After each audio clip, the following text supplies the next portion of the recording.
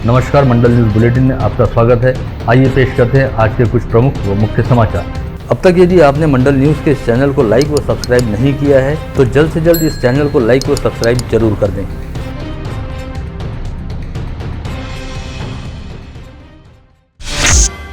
इस समय उत्तर पश्चिम भारत में लू का प्रकोप जारी है और इस बीच मौसम विभाग ने कम से कम 5 राज्यों में लू की चेतावनी दी है। उत्तर पश्चिमी भारत के कई राज्यों में पारा तेजी के साथ बढ़ रहा है और कई शहरों में तापमान 45 डिग्री सेल्सियस तक पहुंच गया है। अगले 3 दिनों के दौरान उत्तर पश्चिम भारत के अधिकांश हिस्सों में अधिकतम तापमान के लगभग 2 डिग्री सेल्सियस की वृद्धि देखने को मिल सकती है, जिसके मद्देनजर भारतीय मौसम विभाग द्वारा आगामी 4-5 दिनों के दौरान और भी अधिक तेज व भीषण गर्मी पड़ने की संभावना जताई गई है। साथ ही तेज ग्रीष्म लहर की आशंकाओं को देखते हुए विदर्भ क्षेत्र के लिए विशेष तौर पर अलर्ट जारी किया गया है। नागपुर स्थित प्रादेशिक मौसम विभाग द्वारा समूचे विदर्भ क्षेत्र के लिए अलर्ट जारी करते हुए कहा गया कि 28 अप्रैल से 2 मई तक विदर्भ क्षेत्र के नागरिक जहां तक संभव हो सके तेज धूप के समय अपने घर से बाहर ना निकले, अन्यथा उष्माघात होने का खतरा हो सकता है।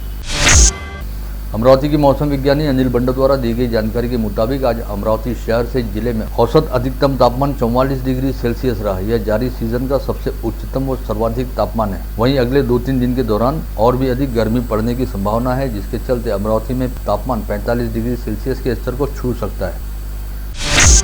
आज अमरावती भानखेड़ा मार्ग पर स्थित संत भूमि जरवार में साकार होने जा रहे कंवर धाम की पावन धारा पर सिंध हिंद के सरताज कहे जाते अमर शहीद संत कंवरराम साहिब की गद्दी और विरासत उनके प्रपौत्र साईं राजेश लाल जी को सौंपी गई। इस हेतु आयोजित किया गया गद्दी नशीनी समारोह कई मायनों में ऐतिहासिक व भव्य दिव्य रहने के साथ ही न भूतो न भविष्यपति की संकल्पना को साकार करता दिखाई दिया। इस गद्दी नशीनी समारोह में राष्ट्रीय स्वयंसेवक संघ के सरसंघ चालक मोहन भागवत सहित बद्रिका आश्रम के जगत गुरु शंकराचार्य श्री वासुदेवानंद सरस्वती, श्री देवनाथ पीठ के पीठाधीश्वर आचार्य जितेंद्रनाथ महाराज, पूज्य शदानी दरबार के साईं युधिष्ठिर लाल जी, पूज्य डेवरी साहब के साईं जशन लाल जी, अमर शहीद संत कंवरराम साहिब की सुपुत्री ईश्वरी देवी निहलानी तथा साईं मोहन लाल जी समेत देश भर से आए संतों व महंतों की उपस्थिति रही। साथ ही इस आयोजन में शामिल होने हेतु देश सहित दुनिया के अलग अलग कोने से सिंधी समाज बंधु अमरावती पहुंचे थे। ऐसे में शहर के इतिहास में पहली बार इतने बड़े पैमाने पर गद्दी नशीनी समारोह के रूप में कोई बड़ा धार्मिक आयोजन हुआ कहा जा सकता है।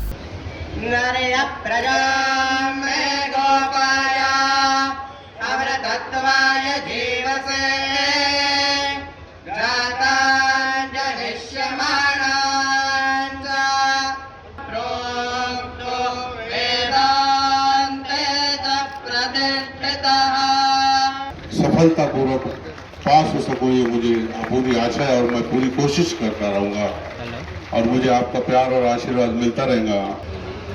जहाँ जड़ भरत का आख्यान आता है श्रीमद् भागवत में, वहां पर राजा सिंधु सौवीर राजा की कथा भी आती है और वो सिंधु सौवीर राजा जिस प्रांत से आता है और जिस धरा पर अपनी धर्म राष्ट्रीय परंपरा की पहचान बनाता है, वहीं सिंधी समाज का आद्य स्वरूप पुराणों में दिखता है। हमारे इस कंवरधाम के पीठाधीश्वर आज पूरे भारत के प्रमुख लोगों से, हमारे राष्ट्रीय स्वयं संघ के प्रमुख, हमारे सबके प्रमुख माननीय मोहन जी भागवत जी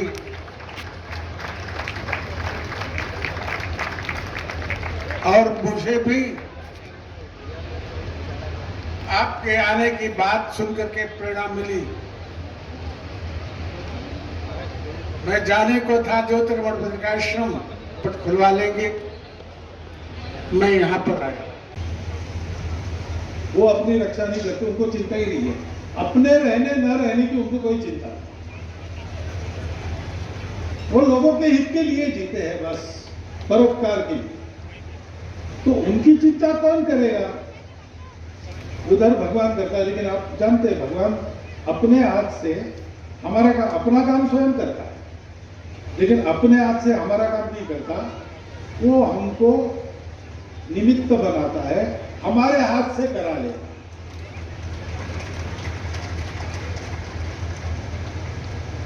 क्योंकि कर्तेपन का दोष उस पर नहीं आना चाहिए।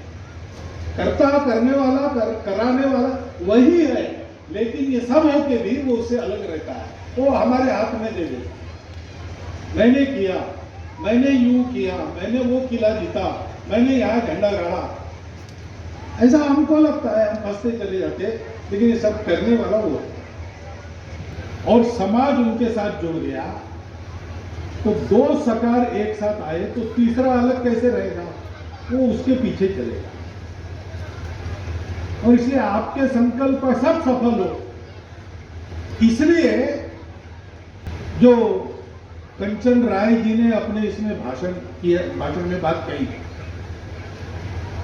कि प्रारंभ अपने से कीजिए, अपने घर से ही। भी यही बताते, श्री राम ने राह नहीं देखी, जो अच्छा था वो करते चले गए, संकट आए जूझते चले गए। साईं राजेश लाल जी के गद्दी नशीनी समारोह में प्रमुख अतिथि के रूप में उपस्थित हुए सरसंघ चालक मोहन भागवत द्वारा कहा गया कि विगत लंबे समय से देश सहित दुनिया हिंसा व अशांति के दौर से होकर गुजर रहे हैं, लेकिन यह दौर बहुत जल्द खत्म हो जाएगा क्योंकि सद्भावना व अहिंसा आज भी कायम है। ऐसे में जल्द ही शांति व अहिंसा का दौर लौटेगा और धर्म व सद्भावना सहित सौहार्द का वातावरण रहेगा। इसलिए उन संकल्पों का दाता भगवान है और उनका सत्य होना निश्चित है।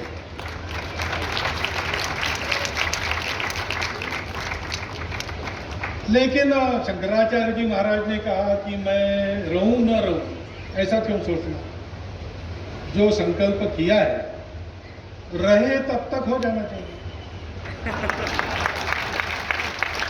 इसलिए क्या करना, तो सरकार की ओर नहीं, ऐसा मेरा, सरकार अपना काम करती है, लेकिन सरकार नाम में ही एक बात है, स तो है उसमें, सकारात्मक बात है, लेकिन आगे रकार है, यानी रहेंगे तो करेंगे। हर सरकार की ये बात है, किसी एक सरकार की बात नहीं। वो वहां रहेंगे तो कुछ कर पाएंगे, उसके बाहर उनका अधिकार नहीं। सोचे, पूरा समाज सोचे, एक साथ सोचे, लेकिन अच्छा सोचे। सोच दोनों प्रकार की होती है। अच्छा सोचे, सब लोग मिलके बुरा भी सोच सकते हैं तो गुंडागर्दी होती है, दंगे फसाद होते हैं, मारकाट होती है, हिंसा होती है, अशांति फैलती है, वो नहीं होना चाहिए। इसलिए सबका एक मन बने और जो मन बने वो अच्छा मन बने, अच्छे की तरफ बने। इसलिए संतों का अनुसरण करना, तब अच्छी सोच मन में आती है। और संत अनेक हैं, संतों का साक्षात वहां संबंध रहता है, जीवंत संपर्क रहता है, संवाद रहता है, इसलिए वहां से जो बात आएगी वो कभी गलत नहीं है। इससे पहले आज सुबह नागपुर स्थित सिटीलैंड परिसर स्थित पूज्य शिवधारा मिशन फाउंडेशन के आश्रम में बनाए जा रहे 4 धाम के शिलान्यास अवसर पर संघ प्रमुख मोहन भागवत द्वारा विशेष अतिथि के रूप में अपने विचार व्यक्त करते हुए कहा गया, जिस राष्ट्र में धर्म व संस्कृति सशक्त व समृद्ध होते हैं वह राष्ट्र भी बेहद समृद्ध, साधन संपन्न व वैभवशाली बनता है। अतः देश की समृद्धि के लिए धर्म, संस्कृति व संस्कारों का समृद्ध रहना बेहद जरूरी होता है। यह कार्य धर्म गुरुओं व धर्मशील नागरिकों के जरिए ही होना संभव है। अतः सभी ने अपने धर्म व संस्कारों के प्रति समर्पण का भाव रखना चाहिए। साथ में है और साथ में रहना है। और अभी ये जो कार्यक्रम हो रहा है, 4 धाम हम कहते हैं, तो धर्म के 4 धाम ऐसे ही है ना, सत्य, करुणा, शुचिता, तपस। इसकी स्थापना हो रही है, ऐसा मान लीजिए आप। इसका आचरण हमको आगे करना है, साथ रह के करना है, तो दुनिया में सर्वत्र मंगल हो जाएगा, अपना भी होगा, दुनिया का भी होगा। बस इतनी बात है, इसलिए हम मंचों पर नहीं जाएंगे, लगे हुए कार्यक्रम है, इसलिए जल्दी भी है। तो आप सबको विनम्र नमस्कार करते हुए मैं यहाँ अपनी वाणी को विराम देता हूँ। इस आयोजन में भी संत महंतों की उपस्थिति रही तथा अमरावती सहित समूचे विदर्भ क्षेत्र के गणमान्य नागरिकों ने इस आयोजन में अपनी उपस्थिति दर्शाई, जिन्होंने शिवधारा मिशन फाउंडेशन की ओर से किए जा रहे धार्मिक व सामाजिक कामों की प्रशंसा करते हुए फाउंडेशन के संस्थापक परम पूज्य संत डॉक्टर संतोष कुमार जी को इन कार्यों के लिए अपनी शुभकामनाएं दी। साथ ही इस परिसर में साकार किए जा रहे 4 धाम को लेकर अपनी प्रसन्नता भी जताई। विगत दिनों शिवसेना प्रवक्ता व सांसद संजय राउत ने यह कहकर सनसनी मचा दी थी कि अमरावती जिले की सांसद नवनीत राणा के अंडरवर्ल्ड डॉन दाऊद इब्राहिम के करीबी माने जाते यूसुफ लखड़ावाला से करीबी संबंध है और सांसद नवनीत राणा ने लखड़ावाला से 80 लाख रुपए का कर्ज लिया था। ऐसे में राज्य के गृह महकमे द्वारा इस मामले को बेहद गंभीरता से लिया गया है और अब इस मामले की जाँच आर्थिक अपराध शाखा व अपराध शाखा द्वारा की जाएगी, ऐसी जानकारी सूत्रों के जरिए सामने आई है। मनपा आयुक्त प्रवीण आष्टीकर पर स्याही फेंकने के साथ ही कथित रूप से जानलेवा हमला करने को लेकर दर्ज मामले में अदालत ने विधायक रवि राणा को गिरफ्तारी पूर्व जमानत दी थी, लेकिन अब इस अग्रिम जमानत को रद्द करने हेतु अमरावती शहर पुलिस ने नागपुर हाईकोर्ट में आवेदन दाखिल किया है, जिसमें कहा गया है कि विधायक रवि राणा बार बार कानून व्यवस्था को चुनौती देते हुए शांति की स्थिति को भंग करने का प्रयास कर रहे हैं। ऐसे में स्याही फेंक मामले में उन्हें दी गई अग्रिम जमानत को तुरंत रद्द किया जाए। अतः अब अदालत द्वारा विधायक रवि राणा का भी पक्ष सुना जाएगा, जिसके संदर्भ में राजापेट पुलिस ने विधायक रवि राणा के घर पर नोटिस शामिल की है। इस समय जिले की सांसद नवनीत राणा व विधायक रवि राणा राजद्रोह के आरोप में मुंबई की 2 अलग अलग जेलों में बंद हैं। वहीं आज गुरुवार 28 अप्रैल को विधायक रवि राणा का जन्मदिवस रहा। ऐसे में आज विधायक राणा के शंकर नगर परिसर स्थित आवास पर युवा स्वाभिमान पार्टी के पदाधिकारियों द्वारा विशेष पूजा अर्चना आयोजित की गई थी, जिसमें राणा दंपत्ति की जल्द रिहाई के लिए प्रार्थना की गई। इस पूजा में विधायक रवि राणा के माता पिता सावित्री देवी व गंगाधर राव तथा राणा दंपत्ति की बेटी आरोही राणा शामिल हुए। इस समय विधायक राणा की मां सावित्री देवी अपने आंसू नहीं रोक पाई और अपने बेटे बहू की याद में लोगों के सामने ही फूट फूट कर रोई, जिससे मौके पर उपस्थित सभी लोग बेहद भावुक हो गए थे। वहीं आज युवा स्वाभिमान पार्टी के पदाधिकारियों द्वारा राणा दंपत्ति की सलामती व जल्द रिहाई के लिए अंबा देवी मंदिर में महापूजा का आयोजन किया गया था, जिसमें राणा परिवार के सदस्यों के साथ ही उनकी पार्टी के पदाधिकारियों व कार्यकर्ताओं द्वारा बड़ी संख्या में हिस्सा लिया गया। वहीं इससे पहले विधायक रवि राणा के जन्मदिवस की पूर्व संध्या पर उनके शंकरनगर परिसर स्थित गंगा सावित्री आवास के समक्ष युवा स्वाभिमान पार्टी के पदाधिकारियों द्वारा भव्य दीपमाला सजाई गई, साथ ही संगीतमय सुंदरकांड के पाठ का आयोजन भी किया गया।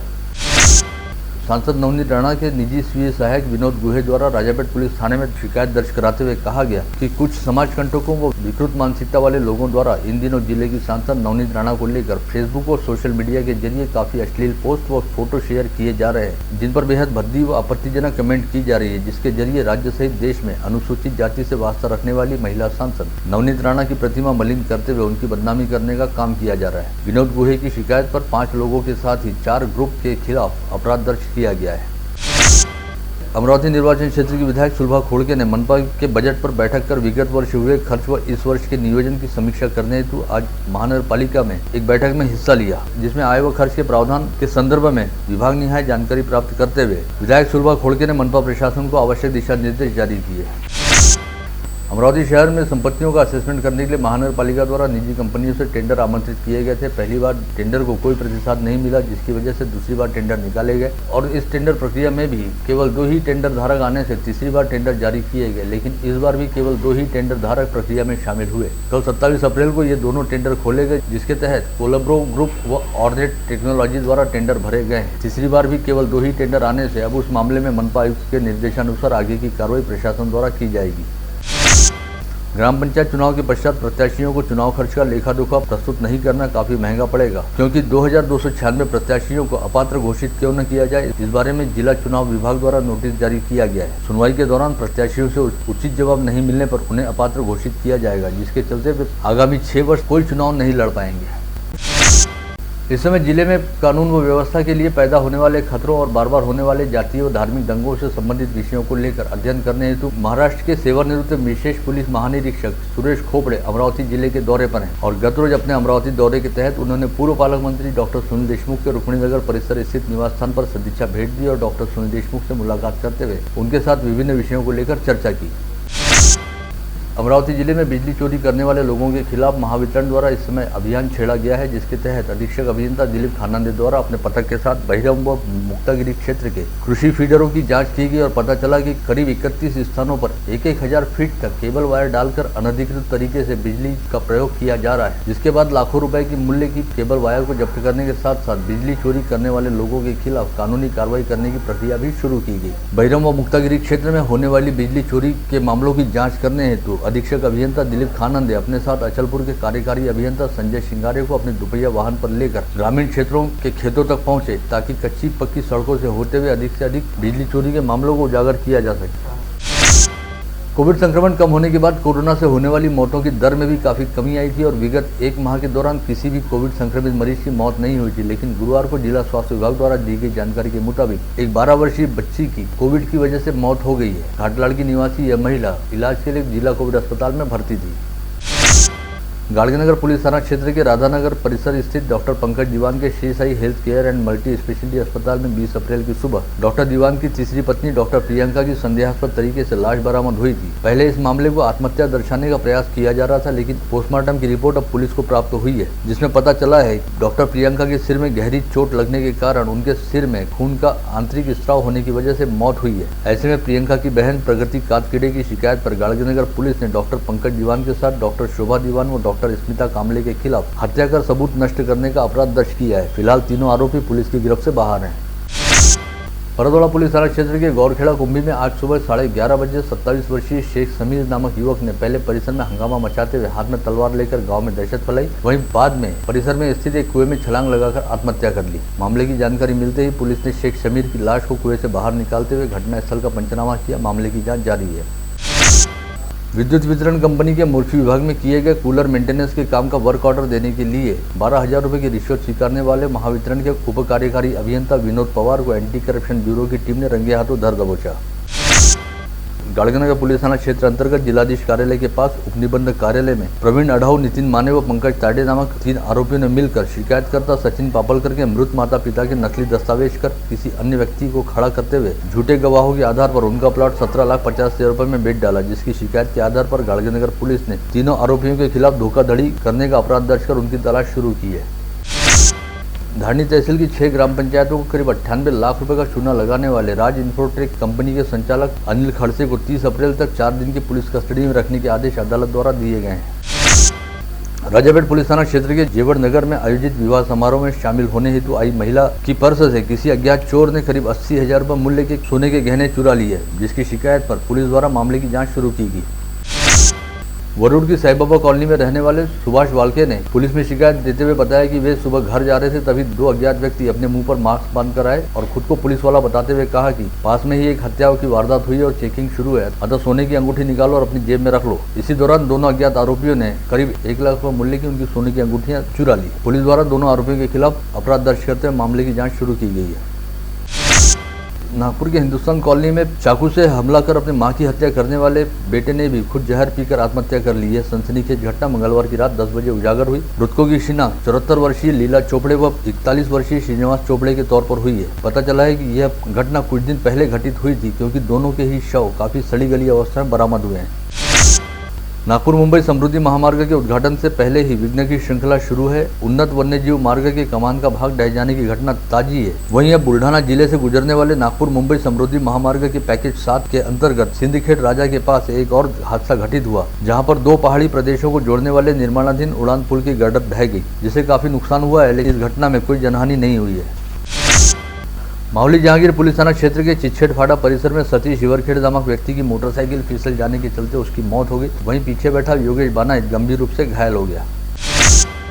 जलगांव आरवी परिसर के धनोड़ी मार्ग पर नहर के पास अपने मित्र के साथ बात करते खड़ी रहने वाली एक युवती पर यहां से गुजर रहे आरोपी द्वारा जबरन बलात्कार किए जाने की सनसनीखेज घटना उजागर हुई है। इस मामले में दत्तापुर पुलिस ने एक अज्ञात आरोपी के खिलाफ अपराध दर्ज किया है। कोल्हापुरी गेट पुलिस थाना क्षेत्र के अकोली से चांदू रोड पर नए बाईपास चौक के समीप जय भोले पान सेंटर के सामने रविनगर चौक परिसर में किराए के मकान में रहने वाले शिवतेज दिलीप देशमुख व एक अन्य 17 वर्षीय नाबालिग आरोपी अपनी मोटरसाइकिल के साथ खड़े करते हुए चोरी करने के इरादे से छुपे हुए थे। इसी दौरान पेट्रोलिंग पर घूम रही पुलिस की टीम ने शिवतेज नामक आरोपी को तो गिरफ्तार किया, लेकिन नाबालिग आरोपी मौके से फरार हो गया। आप देख रहे थे मंडल न्यूज बुलेटिन। हमारे चैनल को लाइक करें, शेयर करें और हाँ, सब्सक्राइब करना ना भूलें। कल होगी आपसे फिर मुलाकात, तब तक के लिए धन्यवाद।